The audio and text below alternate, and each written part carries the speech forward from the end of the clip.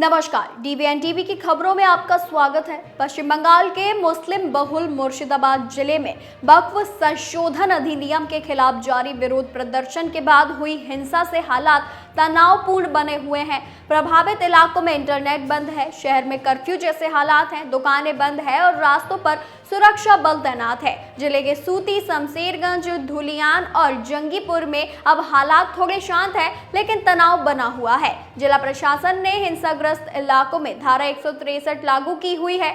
बंगाल में हिंसा के बाद यहां राष्ट्रपति शासन लगाने की मांग उठ रही है। क्या यह संभव है? चलिए जानते हैं पूरा मामला और राष्ट्रपति शासन के लगाने की जानते हैं प्रक्रिया। बीजेपी नेता शुभेंदु अधिकारी ने राष्ट्रपति शासन की मांग की है।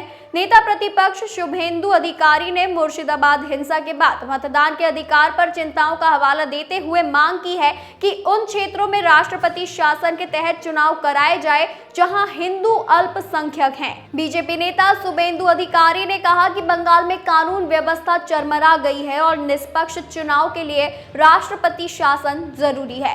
शुभेंदु अधिकारी ने दावा किया कि पुलिस ममता के कैडर की तरह काम कर रही है। तो चलिए अब आसान भाषा में समझते हैं कि राष्ट्रपति शासन आखिर क्या है, संविधान कब इसकी इजाजत देता है और मणिपुर में अभी क्यों लगा है राष्ट्रपति शासन। राष्ट्रपति शासन तब लगाया जाता है जब किसी राज्य में संवैधानिक व्यवस्था टूट जाती है। इसका मतलब है कि अगर राज्य सरकार संविधान के मुताबिक काम नहीं कर पा रही हो तो केंद्र सरकार इस मामले में हस्तक्षेप करती है। इस दौरान राज्य की विधानसभा को निलंबित या भंग कर दिया जाता है। पूरे राज्य का प्रशासन केंद्र के जरिए यानी राज्यपाल या उनके सलाहकारों के हाथ में चला जाता है। अब मुख्यमंत्री का इसमें कोई रोल नहीं रहता।